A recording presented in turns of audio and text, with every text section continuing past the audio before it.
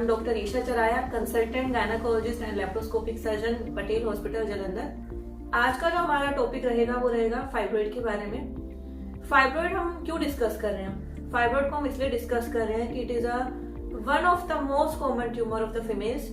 It is a benign tumour. जब भी हम ट्यूमर की बात करते हैं तो पेशेंट के दिमाग में सबसे पहले एक चीज ये जाती है कि कहीं ये कैंसर तो नहीं है। No, it is not a cancer, it is a non cancerous tumour, it is a benign tumour of the female.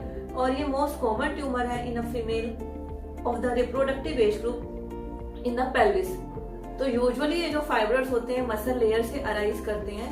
Usually इनकी जो लोकेशन है वो यूट्रस में रहती है, but it can be extra uterine also, मतलब ये बच्चेदानी के बाहर भी मिल सकते हैं, जिनको हम ब्रॉडली सर्विकल फाइब्रॉइड यानी कि बच्चेदानी के मुंह पे फाइब्रॉइड बन सकता है, या फिर ब्रॉड लिगामेंट फाइब्रॉइड यानी कि बच्चेदानी के पास जो एक फैट की और पेरिटोनियम की जो लेयर होती है उसके अंदर भी आपको फाइब्रॉइड बन सकते हैं। अब अगर हम फाइब्रॉइड की बात करते हैं तो इसका इंसिडेंस जो है it's quite high, it is 40%। और यूजुअली जो इसका एज ग्रुप है it is a reproductive age group, 30 to 45 age group के पेशेंट के अंदर आता है। दो ऐसा नहीं है कि यंग पेशेंट में फाइब्रॉइड नहीं हो सकता या ओल्ड पेशेंट हमारे पास फाइब्रॉइड के साथ नहीं आते। अब हम बात करते हैं कि फाइब्रॉइड का रिस्क फैक्टर और इटियोपैथोजेनेसिस क्या है।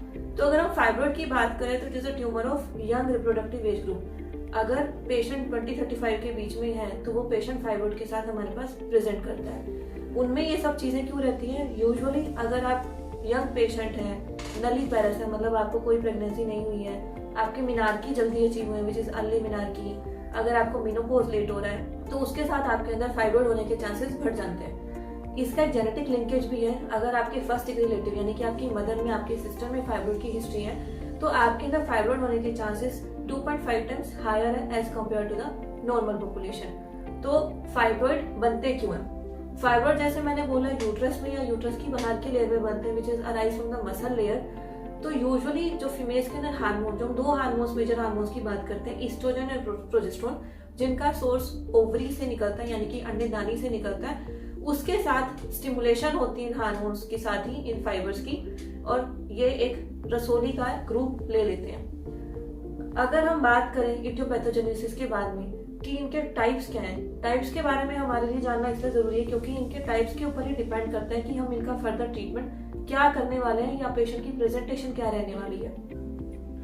तो फाइब्रॉइड यूट्रस में हो सकते हैं, most common 80%। It can be extra uterine, जो मैंने आपको बताया, सर्विकल फाइब्रॉइड और ब्रॉड लिगामेंट फाइब्रॉइड। अगर हम यूट्रस में बात करें, सी दिस डायग्राम, अगर हम यूट्रस की बात करें इट कैन बी सबम्यूकेजल यानी कि यूट्रस की अंदर की लेयर में, it can be in the Sironja, सब सिरोजल फाइब्रॉइड, और it can be in the muscle layer, it can be intramural. तो डिपेंडिंग ऑन कि इनकी लोकेशन क्या रहती है ये सिम्टम प्रेजेंट करते हैं। तो इनके सिम्टम्स यूजुअली क्या रहते हैं, मतलब प्रेजेंटेशन क्या रहती है? अगर हम प्रेजेंटेशन की बात करें तो most of the time it is asymptomatic, मतलब इनमें कोई सिम्टम नहीं होता, which is the most common thing which we see in the OPD. Patient जो हमारे पास फाइब्रॉइड की कंप्लेंट के साथ ओपीडी में आता है उसको बेसिकली कोई कंप्लेंट नहीं होती, इंसिडेंटल फाइंडिंग जो कि उसको अल्ट्रासोनोग्राफी में दिख जाती है। पेशेंट किसी और फर्दर ट्रीटमेंट के लिए सपोज पेन एब्डोमेन के साथ किसी डॉक्टर के पास जाता है, अल्ट्रासोनोग्राफी कराता है, सो बेसिकली इंसिडेंटल फाइंडिंग। या कई बार पेशेंट के वंस इन अ व्हाइल का भी पीरियड खराब हो जाते हैं, they get their ultrasonography then and they are diagnosed होता है फाइब्रॉइड यूट्रस। यूजुअली इस तरीके के जो फाइब्रॉइड होते हैं बहुत ही स्मॉल साइज होते हैं, they are less in number, और पेशेंट हमारे पास बिना किसी कंप्लेंट के just come with USG report कि हमें फाइब्रॉइड है and what next we have to do. दूसरा जो मोस्ट कॉमन जो इसके अंदर रहता है विसरा मेंस्ट्रुअल कंप्लेंट। अगर हम मेंसेस की बात करते हैं तो यूजुअली जो पीरियड्स जो नॉर्मल साइकिल होता है it is last for 2 to 7 days, मतलब 2 दिन से 7 दिन की आपको ब्लीडिंग रहती है। It's a circle which varies from 4 weeks ±1 week and it is not a heavy flow. If you are passing clothes to your vagina during the menses, if you have excessive pain during the menses, then it is a normal, not a normal thing. बाकी ये सब चीजें हम आपकी judgement के ऊपर, आपकी खुद की असेसमेंट पे छोड़ते हैं, क्योंकि अगर पेशेंट के पहले पीरियड 2 दिन के थे और अब अचानक से 5 days के होने लगे हैं, दो it falls in the range of 2 to 7 days, but still it is not normal and it need to be evaluated or it need to be taken seriously. तो फाइब्रॉइड जो है ऐसे पेशेंट के अंदर मेनोरेजिया यानी कि हैवी मेंस्ट्रुअल ब्लीडिंग के साथ प्रेजेंट करते हैं। हो सकता है ये पीरियड 7 दिन से ज्यादा लास्ट करे, हो सकता है आपको क्लोट्स के पैसेज हो, और हो सकता है जो आपका एवरेज ब्लड लॉस हो वो मोर देन 80 ml इन अ साइकिल हो। अगर हम यूजुअली हम देखें तो एक विस्पर पैकेट या जो रूटीन पैड यूज करते हैं, इनकी अब्जॉर्प्शन पावर 7 to 20 ml रहती है। तो हम इससे खुद भी सेल्फ असेस कर सकते हैं कि हमारा ब्लड लॉस कितना पीरियड के दौरान रहा होगा। अदरवाइज अगर आपको पीरियड के दौरान वीकनेस फील करती है, आपको एक्सेसिव पेन है, यूजुअली फाइब्रॉइड्स का जो पेन है जिसे हम डिस्मेनोरिया कहते हैं, फाइब्रॉइड्स का जो पेन है स्पाज्मोटिक होता है, मतलब आपको रुक रुक के एक सेंसेशन आती है पेन की। तो ये सिम्टम भी आपको प्रेजेंट कर सकते हैं। अदर सिम्टम इज मिनोमेटोरेजिया, यानी कि आपको पीरियड के दौरान तो ब्लीडिंग होती है, आपको पीरियड्स के बीच में भी ब्लीडिंग की समस्या रहती है। यूजुअली इस तरीके की जो प्रॉब्लम है सब म्यूकोजल फाइब्रॉइड यानी कि जो यूट्रस की इनर लेयर के फाइब्रॉइड है उसके साथ ज्यादा रहती है। इसके अलावा पेशेंट को इनफर्टिलिटी यानी कि कंसीव ना होने की समस्या, बार बार अबॉर्शन होने की समस्या, या फिर उसको प्रेशर सिम्टम यानी कि उसको भूख ना लगना, कॉन्स्टिपेशन रहना, खट्टे ढकान आना, डिस्पेप्सिया जिसे हम कहते हैं, या गैस की प्रॉब्लम रहना, गैस्ट्राइटिस, या फिर उसे पेशाब की समस्या बार बार आना या पेशाब में रुकावट होना, ये सब चीजें भी फाइब्रॉइड के साथ हो सकती है। कभी कभी पेशेंट हमारे पास पोस्ट मेनोपॉजल ब्लीडिंग के साथ भी फाइब्रॉइड के साथ आ जाता है, या फिर अगर आपका फाइब्रॉइड सब सिरोजल है, मतलब कि यूट्रस की आउटर मोस्ट लेयर में, तो कई बार वो टोर्जन यानी कि फाइब्रॉइड अपनी जगह से घूम जाता है, जिसकी वजह से एकदम से पेशेंट को पेन की सेंसेशन होती है, वोमिटिंग होती है, तो उसके साथ भी patient can come in emergency.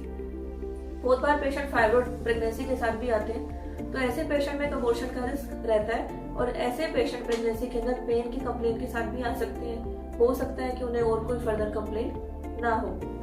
जब हम डायग्नोसिस की बात करते हैं तो जैसे मैंने बोला यूजुअली पेशेंट एसिम्प्टोमेटिक होता है, इंसिडेंटल फाइंडिंग। तो डायग्नोसिस जो है हमारा क्लिनिकल बेसिस पे रहता है। एग्जामिनेशन, पेल्विक एग्जामिनेशन जो पेशेंट का करते हैं जिसमें यूट्रस का साइज बढ़ा हुआ मिलता है और यूट्रस पेनफुल नहीं होता, या फिर पेशेंट का हम जब अल्ट्रासोनोग्राफी, रूटीन अल्ट्रासोनोग्राफी करके देखते हैं, या पेशेंट की कंप्लेंट के बाद हम अल्ट्रासोनोग्राफी करते हैं, तो हमें उसमें फाइब्रॉइड का डायग्नोसिस बन जाता है। वेरी रेयरली हमें एमआरआई कराने की जरूरत पड़ सकती है अगर हमें कोई क्लिनिकल सस्पिशन है उन कंडीशंस के साथ में जिसमें यूट्रस का साइज बढ़ सकता है, जैसे कि एडिनोमायोसिस, मतलब यूट्रस की लेयर में भी अगर ब्लड इकट्ठा हो जाता है। सेकेंड, एमआरआई हम तब भी कराते हैं इसलिए प्लानिंग फॉर मायोमेक्टमी। अगर हम पेशेंट की सर्जरी की प्लानिंग कर रहे हैं, then also we go with MRI for fibroid mapping, ये देखने के लिए कि पेशेंट को कहाँ कहाँ फाइब्रॉइड है और कितने फाइब्रॉइड्स हैं, ताकि हम एग्जैक्टली पेशेंट के फाइब्रॉइड्स रिमूव कर सकें एंड रिकरेंस रेट को कुछ हद तक घटा सकें।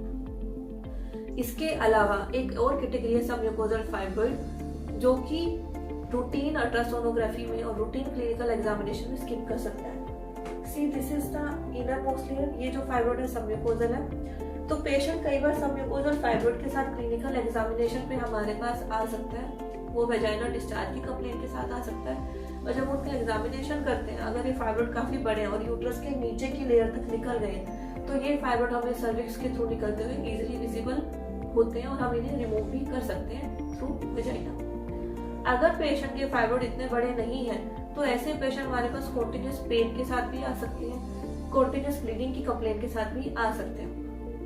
तो हमेशा हम सस्पेक्ट करते हैं इस तरीके के फाइब्रॉइड को। अगर मान लो पेशेंट को इस तरीके इतना लंबा फाइब्रॉइड नहीं है जो कॉन्टिन्यूस वेजाइनल डिस्चार्ज कर रहा है या फिर सर्विक्स के थ्रू हमें लटकता हुआ दिखाई दे रहा है, तो we always have a clinical suspicion. अगर हमने पेशेंट का ट्रीटमेंट स्टार्ट किया, who has come to us with a complaint of heavy menstrual bleeding और इंटरमेंस्ट्रुअल ब्लीडिंग, हमने ऐसे पेशेंट को हमने ट्रीटमेंट पे स्टार्ट किया, हार्मोनल ट्रीटमेंट पे, और उसकी अल्ट्रासोनोग्राफी रिपोर्ट नॉर्मल है, still they are not responding after 3 months of the treatment, तो ऐसे केसेस में जो डायग्नोसिस है वो डिपेंड करता है आपकी hysteroscopy. And what is hysteroscopy? Hysteroscopy में बच्चेदानी के मुंह के थ्रू यानी कि सर्विक्स के through we insert a scope which is hysteroscope and we visualise the whole endometrial cavity, और ऐसे केसेस में हमें फाइब्रॉइड इजीली दिख जाते हैं। ये इन्फॉर्मेशन इसलिए जरूरी है क्योंकि कई बार पेशेंट को रहता है कि अगर हमने हार्मोन ट्रीटमेंट लिया then why we are not getting okay and cycles है वो ठीक रेगुलर क्यों नहीं हो रहा है। ऐसे केसेस में अगर आपको सबम्यूकोजल फाइब्रॉइड है या पोलिप है, ऐसे केसेस में हार्मोन ट्रीटमेंट यूजुअली काम नहीं करता and you definitely need some kind of surgical treatment which is a hysteroscopic guided polypectomy और मायोमेक्टमी। अगर हम सिम्टम्स और डायग्नोसिस की बात करते हैं तो जैसे मैंने आपको शेयर किया कि हमें एमआरआई भी कराने की जरूरत पड़ती है कभी कभी, क्योंकि हमें एमआरआई पे डिफरेंशिएट करना होता है कि फाइब्रॉइड के अलावा कुछ और तो नहीं है, या ऐसी कोई कंडीशन जिसमें यूट्रस का साइज इंक्रीज करता है, वो कंडीशन तो पेशेंट को नहीं है। अब हम शेयर करते हैं कि फाइब्रॉइड का हम ट्रीटमेंट क्या कर सकते हैं। अगर मैं ब्रॉडली बात करूं तो ज्यादातर पेशेंट जो एक मिथ है वो ये लेके चलते हैं कि फाइब्रॉइड अगर हो गया तो पेशेंट को हिस्टेक्टमी यानी कि बच्चेदानी को रिमूव करवाने की ही जरूरत है। नहीं, ऐसा नहीं है। अगर आपको फाइब्रॉइड है then we do have a lot of option apart from the routine hysterectomy. सबसे पहला अगर मैं बताऊं कि फाइब्रॉइड का जो ट्रीटमेंट है वो मल्टीपल फैक्टर्स पर डिपेंड करता है। सबसे पहला फैक्टर हमारे पास जो रहता है वो रहता है आपका सिम्टम। अगर आप एसिम्प्टोमेटिक है यानी कि आपको कोई तकलीफ नहीं है फाइब्रॉइड के साथ, तो हमें कोई ट्रीटमेंट देने की जरूरत नहीं है आपको। लेकिन अगर आपका एसिम्प्टोमेटिक फाइब्रॉइड अगर हम आप उसको रूटीन ट्रीटमेंट पे छोड़ते हैं तो आपको routine pelvic examination 6 monthly to 1 year और एक ultrasonography which is a follow up ultrasonography 6 monthly आपको जरूरत है करवाने की। अगर उस रूटीन अल्ट्रासोनोग्राफी और एग्जामिनेशन पे आपका फाइब्रॉइड का साइज रैपिडली इंक्रीज कर रहा है यानी कि 6 महीने में 4 सेंटीमीटर से भी ऊपर का साइज इंक्रीज कर रहा है, फाइब्रॉइड में अचानक से पेन की समस्या हो गई है, या फिर हमें लगता है कि फाइब्रॉइड का टोर्जन हो गया मतलब फाइब्रॉइड अपनी जगह से घूम चुका है, या फिर आपको प्रेगनेंसी ना होने की समस्या ऐसे केसेस में हो रही है और हमें कोई दूसरा फैक्टर नहीं मिल रहा है, तो उस केसेस में एसिम्प्टोमेटिक फाइब्रॉइड को भी आपको ट्रीटमेंट कराने की जरूरत पड़ सकती है। अब अगर हम बात करें फाइब्रॉइड की साइज का रैपिडली इंक्रीज करता है सिम्प्टोमेटिक में, तो उसके केस में हम एक शक लेके चलते हैं विच इज अ कैंसर। तो it is a very rare thing to have cancer in the fibroid which is varies from 0.2% to 0.5%। Still आपको अगर फाइब्रॉइड एसिम्प्टोमेटिक है and you are on regular you are not taking any treatment for the fibroid क्योंकि asymptomatic है, you need to go for pelvic examination and routine ultrasonography on a routine basis, ताकि अगर उसमें कोई changes हमें दिखते हैं तो आपका अर्ली ट्रीटमेंट इनिशिएट किया जा सके। सेकेंड फैक्टर जिस पे डिपेंड करता है आपका ट्रीटमेंट दैट इज एज। आपकी एज कितनी है, आपका फर्टिलिटी डिजायर मतलब आप यूट्रस को रखना चाहते हैं, आगे आपको फैमिली कंप्लीट है या आपको फर्दर चाइल्ड बीइंग के लिए सोच रहे हैं। क्योंकि अगर आप फर्दर चाइल्ड बीइंग के लिए सोच रहे हैं या आपकी एज लेस देन 40 इयर्स है, in that case we always try to preserve your uterus and हम उस केसेस में या तो हार्मोनल ट्रीटमेंट या फिर आपका मायोमेक्टमी यानी कि सिर्फ फाइब्रॉइड रिमूवल सर्जरी के लिए ऊपर ही कंसीडर करते हैं। जो चौथा फैक्टर इसके अंदर रहता है which is fitness for your surgery और कोमॉर्बिड कंडीशन। अगर आपको मल्टीपल कोमॉर्बिड कंडीशंस हैं या फिर आप सर्जिकली के लिए फिट नहीं हो, तो ऐसे केसेस में आपको हम फाइब्रॉइड का सर्जिकल ट्रीटमेंट रखने की बजाय हम हार्मोनल ट्रीटमेंट प्रेफर करते हैं ताकि इतने आप फिट हो सके सर्जरी के लिए। अगर हम ब्रॉडली बात करें तो हमने जैसे ये सारे फैक्टर डिस्कस किए कि जिसके ऊपर डिपेंड करता है फाइब्रॉइड का ट्रीटमेंट, तो choices of treatment are, one is no treatment, that we don't give any treatment if you are asymptomatic.